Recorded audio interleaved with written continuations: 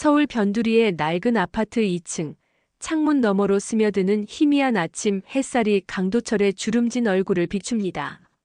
70세의 나이가 무색할 정도로 깊게 패인 주름 사이사이엔 세월의 무게가 고스란히 새겨져 있었죠.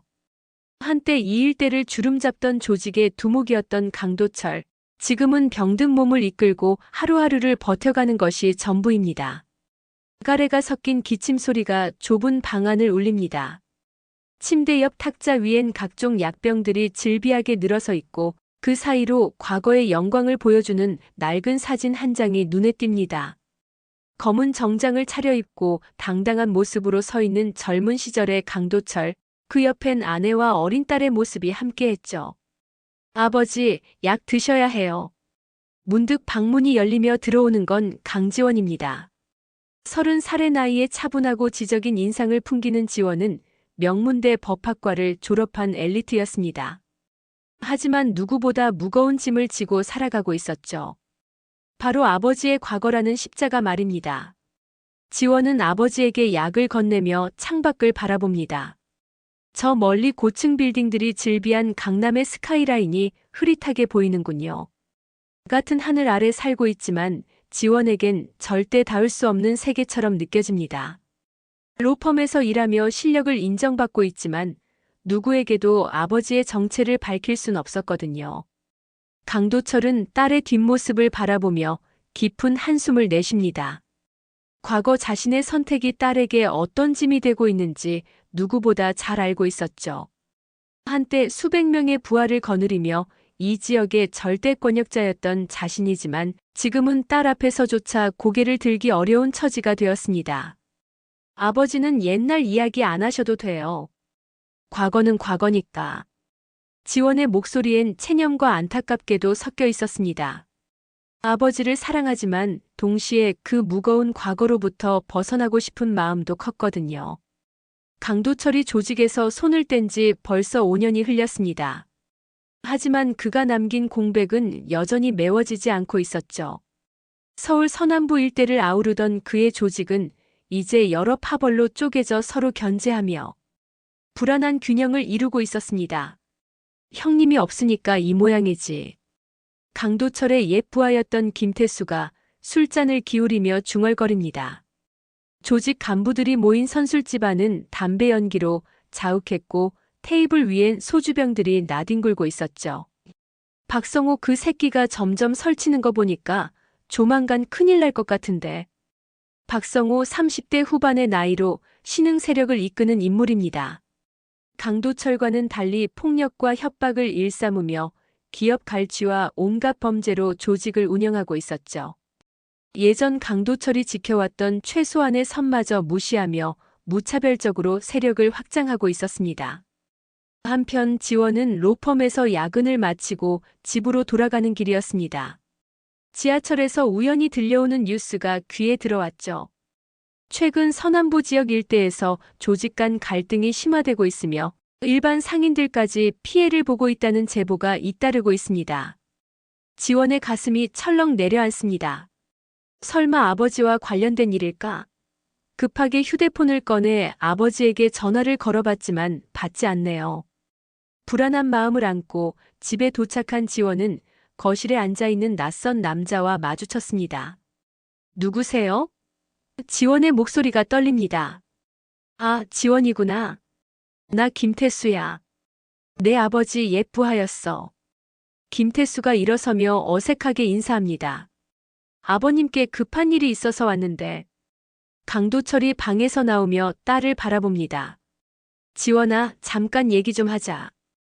그날 밤 지원은 아버지로부터 충격적인 진실을 듣게 됩니다.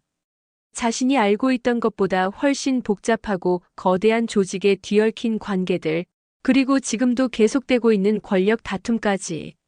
무엇보다 박성호라는 인물이 아버지의 유산을 더럽히며 무고한 사람들까지 해치고 있다는 사실이 지원을 분노케 했습니다.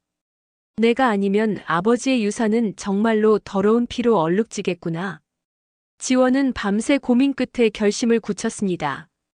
법을 배운 자신이라면 폭력이 아닌 다른 방식으로 이 상황을 해결할 수 있을 거라 믿었거든요. 영등포구 한 건물 지하에 위치한 회의실, 담배 연기가 자욱한 가운데 10여 명의 남자들이 둘러앉아 있었습니다. 모두 강도철의 옛 조직과 관련된 인물들이었죠. 각자의 이해관계가 복잡하게 얽힌 채 서로를 견제하며 앉아있는 모습이 마치 화산 직전의 긴장감을 자아냅니다. 형님이 완전히 손 떼신 이상 우리끼리라도 뭔가 정리를 해야 하는 거 아니야? 김태수가 먼저 입을 엽니다. 박성호 그 새끼가 계속 설치면 우리도 가만히 있을 수만은 없거든. 그래서 어쩌자는 거야?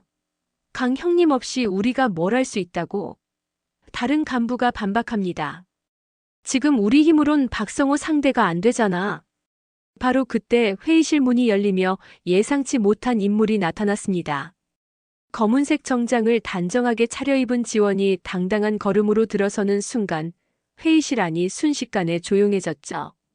모든 시선이 지원에게 집중됩니다. 뭐야, 이 여자는? 누군가가 어리둥절한 표정으로 중얼거립니다. 지원은 침착하게 회의 테이블 앞에 섰습니다. 심장이 터질 듯 뛰고 있었지만 겉으로는 전혀 드러내지 않았죠. 법정에서 변론할 때처럼 또렷하고 확신에 찬 목소리로 말합니다. 안녕하세요.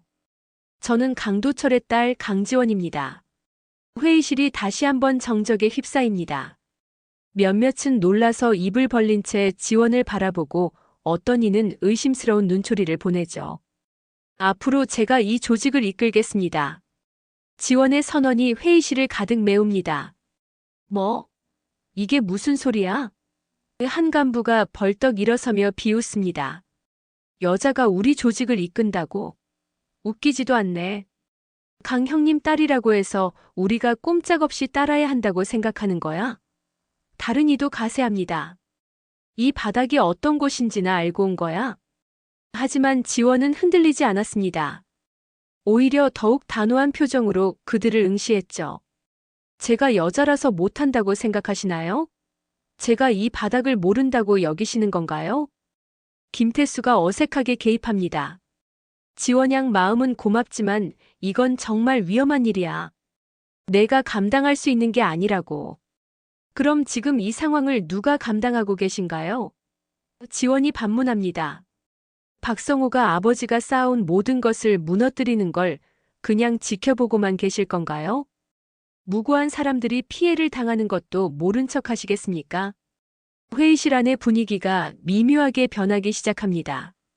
지원의 말에 일리가 있다는 것을 모두가 느끼고 있었거든요. 강도철이라는 이름의 무게, 그리고 현재 상황의 절박함이 그들로 하여금 의 예상치 못한 제안을 진지하게 고려하게 만들었습니다. 좋아, 일단 얘기는 들어보자. 김태수가 한숨을 내쉬며 말합니다. 하지만 조건이 있어. 내가 정말로 이 일을 감당할 수 있다는 걸 보여줘야 해. 지원이 조직의 리더 자리를 맡은 지 한 달이 흘렀습니다. 하지만 현실은 생각보다 훨씬 냉혹했죠. 아버지의 이름으로 겨우 얻은 자리였지만 진정한 인정을 받기까지는 갈 길이 멀어 보였습니다. 이게 뭐야? 우리가 언제부터 깨끗한 사업이나 하는 조직이 됐다고? 조직 간부 중 하나인 이성민이 화를 내며 소리칩니다. 지원이 제시한 사업 계획서를 바닥에 내던지면서 말이죠. 물류사업, 건설업, 환경사업, 이런 걸로 우리가 먹고 살 수 있다고 생각해? 회의실 안의 다른 간부들도 비슷한 반응을 보입니다. 지원의 계획은 간단 명료했습니다. 기존의 불법적인 수입원을 모두 끊고 합법적인 사업으로 조직을 완전히 전환시키겠다는 것이었죠. 하지만 당장 눈앞의 이익에 익숙한 그들에게는 받아들이기 어려운 제안이었습니다. 이성민 씨, 지금 방식으로는 언젠가 모두 감옥에 가게 됩니다. 지원이 차분하게 설명합니다. 박성호가 저지르고 있는 범죄들 때문에 경찰의 수사망이 점점 좁혀지고 있어요. 우리까지 휘말리기 전에 방향을 바꿔야 해요. 그래서 우리 보고 호구되라는 거야? 또 다른 간부가 비아냥거립니다. 여자 주제에 뭘 안다고 이런 헛소리를 해대는 거야? 지원의 얼굴이 순간 굳어집니다. 하지만 감정을 드러내지 않고 계속해서 설득을 시도했죠. 제가 여자라서 틀렸다는 건 아니잖아요. 논리적으로 생각해 보세요. 지금 우리 상황에서 가장 현실적인 대안이 뭔지 말입니다. 그러나 설득은 쉽지 않았습니다. 며칠 후 지원에게 충격적인 소식이 전해졌죠. 조직의 일부 간부들이 박성호와 은밀히 접촉하고 있다는 것이었습니다. 김태수가 급하게 지원을 찾아와 알려준 정보였어요. 지원 양 조심해야 해. 이성민이랑 몇몇이 박성호한테 넘어가려고 하는 것 같아. 김태수의 표정이 심각합니다. 내가 너무 급진적으로 바꾸려고 하니까 반발이 생기는 거야. 지원은 그날 밤 혼자 사무실에 남아 깊은 고민에 빠졌습니다. 창밖으로 보이는 네온 사인들이 깜빡이는 것을 멍하니 바라보며 자신의 결정이 과연 옳은 것인지 의문이 들기 시작했죠. 아버지에게 실망만 안겨드리는 건 아닐까? 너무 무모한 도전이었을까? 휴대폰이 울립니다. 아버지에게서 온 문자였어요. 딸아, 늦게까지 고생 많다. 아버지는 내가 자랑스럽다. 단순한 문장이었지만 지원의 마음에 따뜻한 위로가 되었습니다. 아니야, 포기할 수 없어. 지원이 다시 결심을 다집니다. 이 길이 맞는 길이야. 시간이 걸리더라도 끝까지 해봐야지. 하지만 현실은 지원의 의지만으로는 극복하기 어려운 벽들로 가득했습니다. 배신과 위협의 그림자가 점점 짙어지고 있었고 지원은 그 어느 때보다 외롭고 두려운 밤들을 보내야 했죠. 한 달 뒤 영등포구의 한 고급 호텔 로비에서 예상치 못한 만남이 이루어졌습니다. 지원이 거래처와의 미팅을 마치고 나오던 길에 정면에서 박성호와 마주친 것이죠. 30대 후반의 나이에 건장한 체격을 자랑하는 박성호는 비싼 정장을 입고 있었지만 그 눈빛에는 냉혹함이 그대로 드러나 있었습니다. 이게 누구야? 강도철 영감의 딸이라는 강지원 변호사님 아니신가? 박성호가 비웃음을 띠며 다가옵니다. 그의 뒤로는 덩치 큰 부하 2명이 따라붙었죠. 지원은 침착함을 유지하려 애썼지만 심장이 빨리 뛰는 것을 느꼈습니다. 무슨 일이시죠? 무슨 일이냐고. 박성호가 한 걸음 더 가까이 다가서며 위협적인 톤으로 말합니다. 여자가 뭘 안다고 남자들 세계에서 설치고 다니는지 궁금해서 말이야. 호텔 로비에 있던 사람들이 하나둘 눈치를 보며 자리를 피하기 시작합니다. 분위기가 심상치 않다는 것을 직감했기 때문이죠. 설친다는 게 무슨 의미인지 모르겠네요. 저는 합법적인 사업을 하고 있을 뿐입니다. 지원이 떨리는 목소리를 억누르며 대답합니다. 합법적인 사업? 박성호가 큰 소리로 웃어댑니다. 야, 강지원. 내 아버지가 어떻게 그 자리에 올라갔는지 알기나 해? 깨끗한 손으로 된 줄 알아? 지원의 얼굴이 창백해집니다. 아버지의 과거를 누구보다 잘 알고 있었지만 이렇게 공개적으로 모독당하는 건 참을 수 없었거든요. 과거는 과거입니다. 지금은 새로운 시대고 새로운 방식으로 해야 해요. 새로운 방식? 박성호의 표정이 급격히 차가워집니다. 너 같은 건 금방 꺾여. 이 바닥이 어떤 곳인지도 모르면서 큰 소리치지 마. 그는 지원에게 한 걸음 더 다가서며 낮은 목소리로 협박합니다. 착하게 집에서 애나 보고 살아. 계속 이런 식으로 나오면 어떻게 될지 책임 못 져. 지원은 그 순간 무서움보다는 분노가 치밀어 올랐습니다. 협박하시는 건가요? 법적으로 문제가 될 수 있다는 건 아시죠? 법. 박성호가 비웃습니다. 법이 뭘 해줄 것 같아? 여기서 무슨 일이 일어났는지 증명할 수 있어? 박성호와 그의 부하들이 떠난 후 지원은 한동안 그 자리에 서서 떨리는 손을 주먹으로 꽉 쥐었습니다. 굴복할 수는 없었어요. 오히려 더욱 확신이 섰죠. 이런 폭력적인 방식이 아닌 다른 길이 있다는 것을, 그리고 그 길을 자신이 만들어가야 한다는 것을 말입니다. 그날 저녁 지원은 검찰 출신의 선배 변호사와 만나 상담을 받았습니다. 조직범죄에 대한 수사 경험이 풍부한 인물이었죠. 또한 기업들과의 네트워크를 활용해서 합법적인 사업 파트너들을 찾기 시작했습니다. 법률 지식과 정당한 절차로 승부하겠어. 지원이 혼잣말로 중얼거립니다. 폭력으로는 절대 이길 수 없으니까. 한편 강도철은 딸의 상황을 전해 듣고 깊은 고민에 빠졌습니다. 도와주고 싶었지만 자신의 개입이 오히려 딸에게 독이 될 수도 있다는 생각에 망설여졌거든요. 과거의 죄책감이 그를 더욱 주저하게 만들었습니다.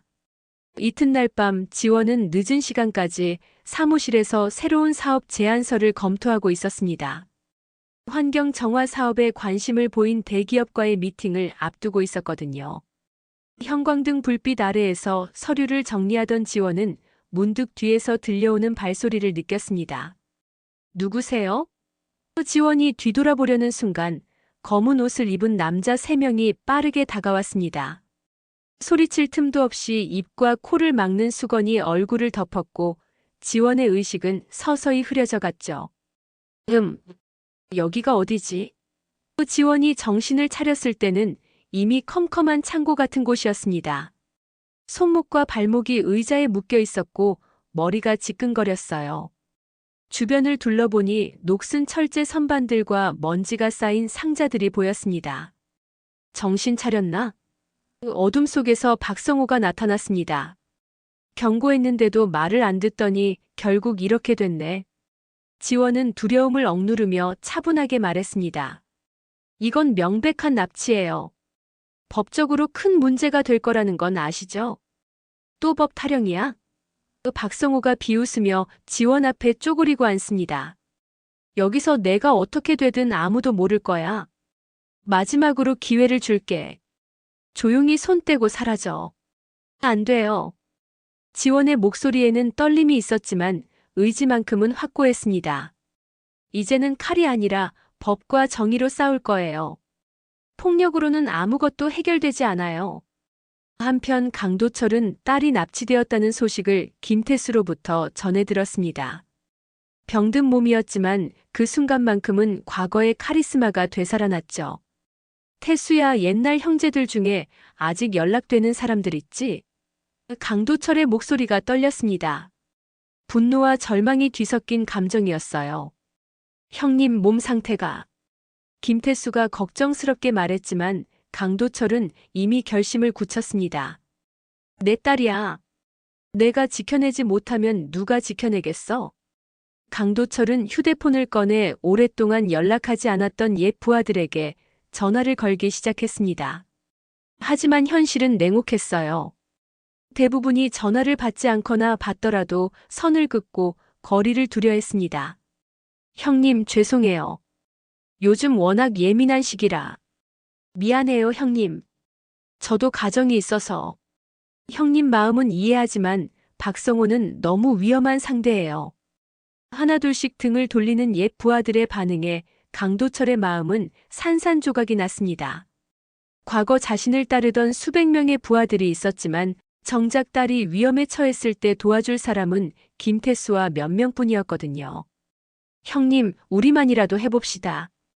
김태수가 강도철의 어깨에 손을 올리며 말합니다. 지원양을 포기할 순 없잖아요. 강도철은 창밖을 바라보며 눈물을 흘렸습니다.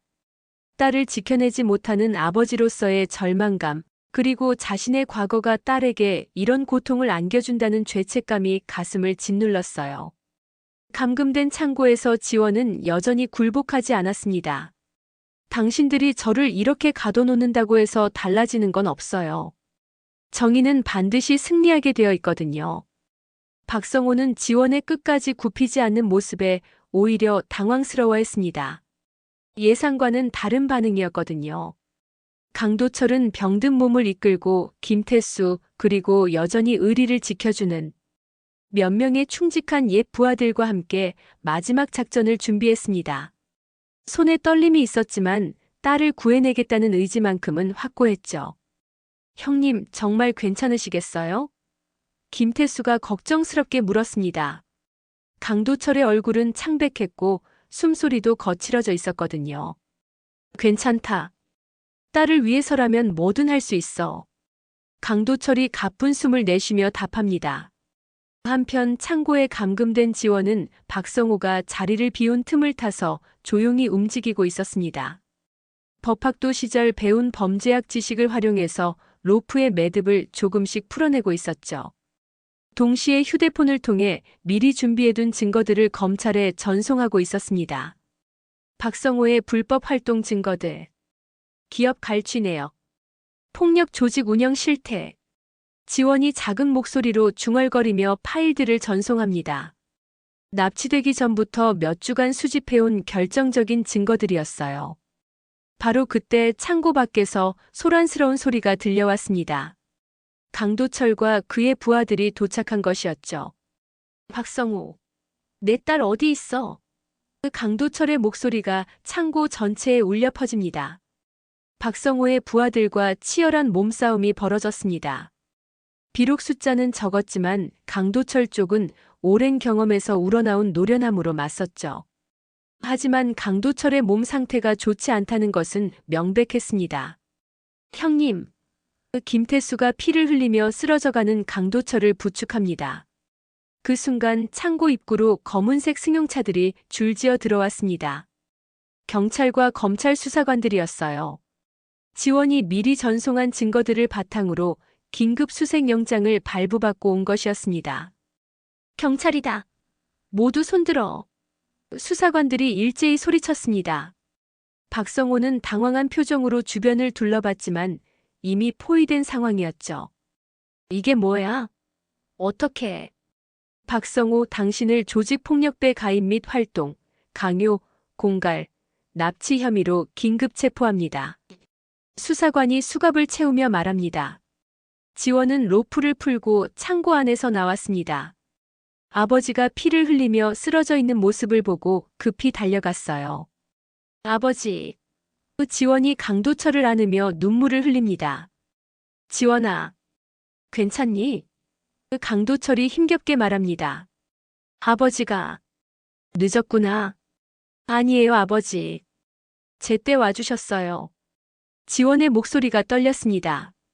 그리고 이제는 법이 모든 걸 해결할 거예요. 앰뷸런스가 도착하고 강도철은 병원으로 이송되었습니다. 구급차 안에서 그는 딸의 손을 꼭 잡으며 말했죠. 내가 진짜 후계자다. 아버지보다 훨씬 강하구나. 지원은 아버지의 손을 두 손으로 감싸 안으며 다짐했습니다. 아버지, 앞으로는 정말로 다른 방식으로 살아갈 거예요. 폭력이 아닌 정의로, 법으로 모든 걸 해결할게요. 그날 밤 박성호와 그의 주요 간부들은 모두 구속되었고 지원이 수집한 증거들은 결정적인 역할을 했습니다. 언론에서도 이 사건을 크게 다뤘죠. 법학도 출신 여성이 조직폭력배를 법정으로 끌어낸 사건이라는 제목으로 말입니다. 1년 후 서울 중구의 한 고급 호텔 컨벤션홀에서 기자회견이 열렸습니다. 수많은 카메라 플래시가 터지는 가운데 지원이 단상에 올라섰어요. 검은색 정장을 단정하게 차려입은 그의 모습에서는 1년 전과는 비교할 수 없을 정도로 성숙하고 당당한 기운이 느껴졌습니다. 안녕하세요. 그린라이프 코퍼레이션 대표 강지원입니다. 지원의 목소리가 홀 전체에 또렷하게 울려 퍼집니다. 마이크 앞에 선 그의 표정은 자신감으로 가득했죠. 기자들이 일제히 손을 들며 질문을 쏟아냈습니다. 과거 조직과의 연관성에 대해 어떻게 생각하시나요? 합법적인 기업으로의 전환 과정에서 어려움은 없었나요? 지원은 침착하게 하나하나 답변했습니다. 과거는 부정할 수 없는 사실입니다. 하지만 중요한 건 현재와 미래예요. 저희는 환경 정화 사업, 친환경 물류 시스템, 그리고 사회적 기업으로서 지역사회에 기여하는 일에 전념하고 있습니다. 앞으로의 계획은 어떻게 되시나요? 이제 폭력은 없습니다. 지원이 단호하게 말합니다. 우리 세대는 새로운 길을 갑니다. 법과 정의 그리고 상생의 가치로 사업을 이끌어 나갈 것입니다. 기자회견이 끝난 후 지원은 병원으로 향했습니다. 강도철은 그날 이후 건강이 많이 회복되었지만 여전히 정기적인 치료를 받고 있었거든요. 병실 문을 열고 들어서니 아버지가 침대에 기대어 TV를 보고 있었어요. 아버지, 기자회견 보셨어요? 지원이 밝은 표정으로 물었습니다. 강도철은 고개를 끄덕이며 눈시울을 붉혔습니다. 응, 다 봤다. 정말 자랑스럽더라. TV 화면에는 지원의 기자회견 장면이 재방송되고 있었어요. 뉴스 앵커가 멘트를 이어갔습니다. 과거 조직폭력배와 연관되었던 그룹이 완전히 합법적인 기업으로 탈바꿈한 이례적인 사례로 평가받고 있습니다. 특히 강지원 대표의 리더십이 이런 변화의 핵심 동력이었다는 분석입니다. 내가 못한 걸 우리 딸이 했다. 강도철이 작은 목소리로 중얼거렸습니다. 그의 뺨으로 눈물이 흘러내렸어요. 지원은 아버지 옆에 앉으며 그의 손을 잡았습니다. 아버지가 있었기 때문에 제가 여기까지 올 수 있었어요. 아버지의 경험이 저에게 무엇을 하지 말아야 하는지를 가르쳐 주셨거든요. 고마워, 지원아. 정말 고마워. 강도철이 딸의 손을 두 손으로 감싸 안으며 말했습니다. 병실 창문 너머로는 서울의 야경이 펼쳐져 있었습니다. 한때는 강도철의 영향력이 미치던 그 거리들이 이제는 지원이 이끄는 합법적인 기업의 사업 영역이 되었죠. 환경 정화 차량들이 거리를 청소하고 친환경 물류 시스템이 시민들의 삶을 편리하게 만들고 있었습니다. 며칠 후 지원은 옛 조직 간부들과 만나 마지막 인사를 나누었습니다. 이제는 모두 합법적인 사업의 직원들이 되어 있었어요. 지원 대표님, 처음엔 정말 말도 안 된다고 생각했는데. 김태수가 어색하게 웃으며 말합니다. 지금 보니까 이게 정답이었네요. 우리 모두 함께 만들어낸 결과예요. 지원이 따뜻하게 답합니다. 앞으로도 계속 이 길을 걸어가 봅시다. 그날 밤 지원은 아버지와 함께 조용한 저녁 식사를 했습니다.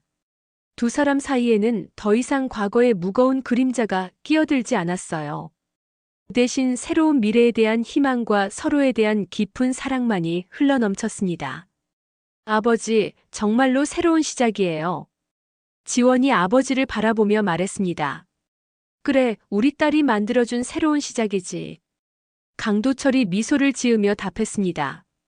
카메라는 두 부녀의 따뜻한 모습을 비추며 서서히 창밖의 서울 야경으로 시선을 옮겨갑니다. 네온사인들이 반짝이는 도시 위로 새로운 세대가 만들어가는 희망의 메시지가 흘러넘치고 있었습니다. 폭력과 복수의 시대는 끝났고 법과 정의 그리고 사랑이 승리한 아름다운 이야기가 완성되었죠.